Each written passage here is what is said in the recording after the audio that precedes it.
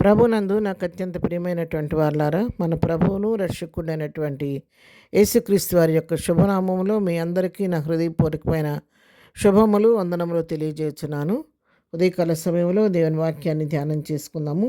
ఈరోజు వాక్య ధ్యానము కొరకు మనం తీసుకున్నటువంటి లేఖన భాగము రోమీయులకు రాసిన పత్రిక 10వ అధ్యాయము 13వ వచనం చదువుకుందాం.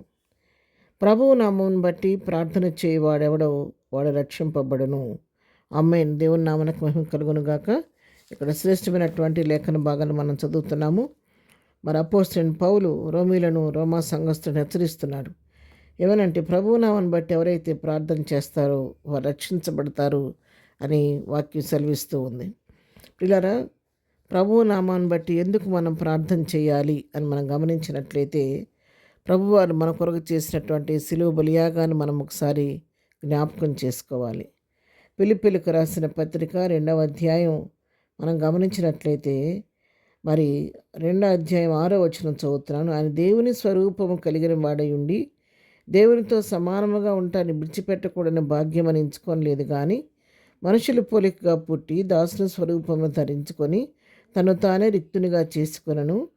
ఆయన ఆకారమందు మనుషుడిగా కనబడి మరణం పొందినంతగా, అనగా శిలువ మరణం పొందినంతగా విధేయత చూపిన వాడై తను తాను తగ్గించుకొనెను.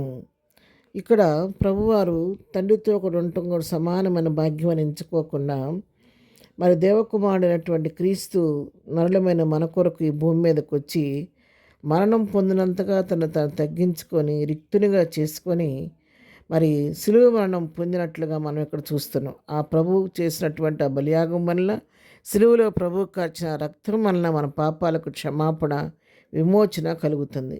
ప్రభు ఇంతగా మన కొరకు బలియాగం చేసిన దాన్ని బట్టి తండ్రి అనే దేవుడు ఏం చేశాడంటే, 9 నుంచి చదువుతున్నాను. అందుచేతను పరలోకమందున్న వారిలో కానీ, భూమి మీద ఉన్నవారిలో కానీ, భూమి క్రింద ఉన్నవారిలో కానీ ప్రతివాని మోకాలను యేసు నామమున వంగునట్లును, ప్రతివాని నాలుకయు తండ్రి అనే దేవుని మహిమార్థమై యేసు క్రీస్తు ప్రభువును ఒప్పుకొనున్నట్లును దేవుడు ఆయన అధికముగా హెచ్చించి ప్రతి నామమునకు పైనామమును ఆయనకు అనుగ్రహించెను.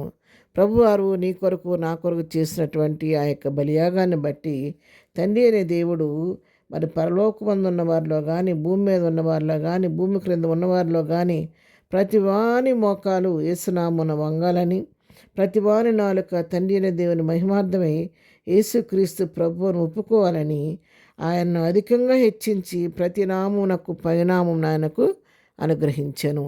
మన తండ్రి అనే దేవుడు కుమారుడైన క్రీస్తును అన్ని నామముల కంటే పైనామంగా ఆయన హెచ్చించాడు. కాబట్టి యేసు నామంలో తప్ప మరి ఏ నామంలో మనకు రక్షణ కలగదు. ఈ భూమి కింద కానీ, భూమి మీద కానీ మరి ఏ నామంలో రక్షణ కలగదు, కానీ మన ప్రభు అని యేసుక్రీస్తు నామం పేరట మాత్రమే మనకు రక్షణ కలుగుద్ది. కాబట్టి నీవు నేను చేయవలసింది ఏమీ లేదు. యేసుక్రీస్తుని మన హృదయంలో విశ్వసించి ప్రభువు నామను బట్టి ప్రార్థన చేయాలి. రోమీయులకు రాసిన పత్రిక 10వ అధ్యాయం 9వ వచనం చదివితే, యేసు ప్రభువు నీ నోటితో ఒప్పుకొని దేవుడు మృతుల్లో నుండి ఆయన లేపినని నీ హృదయం అందు విశ్వసించిన ఎడలా నువ్వు రక్షింపబడదు. మనం చేయవలసింది 3 పనులు అనండి. యేసునామంలో ప్రార్థన చేయాలి. ప్రార్థనలో కూడా ఏం చేయాలి? మన నోటితో మరి ఆయన ప్రభువును ఒప్పుకోవాలి.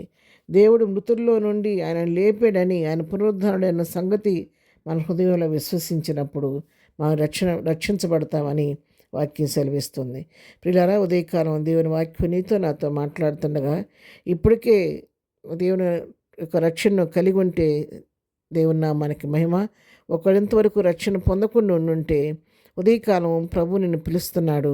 ఆయన నీ కొరకు చేసిన శిలువ బలియాగాన్ని ఒకసారి జ్ఞాపకం చేసుకోండి. మరి ప్రభు నీ కొరకు చేసిన త్యాగాన్ని బట్టి, ఆయన చేసినటువంటి బలియాగాన్ని బట్టి ఆయన రక్షించాలని తన సొత్తుగా చేసుకొని కోరుతుండగా, ఇప్పుడే ప్రభు సన్నిధిలో మోకరించి ప్రార్థించి మరి ప్రభు హృదయం అందు విశ్వసించి నోటితో ప్రభువును ఒప్పుకొని రక్షించబడితే నీవు ధన్యుడు అని ఉదయకాలం వాక్యం హెచ్చరిస్తూ ఉంది.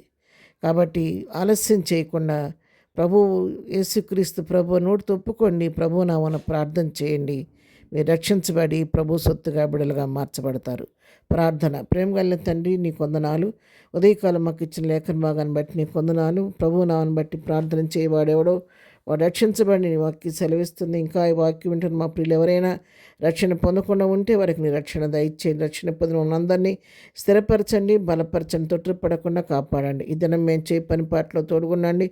రాకపోకలో క్షేమం దయచేయండి. దినం బర్త్డే మ్యారేజ్ చేసుకుంటాను దీవించండి, ఆశీర్వదించండి. ఎగ్జామ్స్ రాస్తున్న బిడ్డలకు కలుషండి, పర్లో జ్ఞానం దయచేయండి. ప్రతి వారి పట్ల నీ కృప విస్తరింప చేయమని యేసునామంలో ప్రార్థించి అడిగి పొందుకొని ఉన్నాము తండ్రి. ఆమెన్. ప్రభు కృప సదాకాలం మనందరికీ తోడై నడిపించును గాక. ఆమెన్.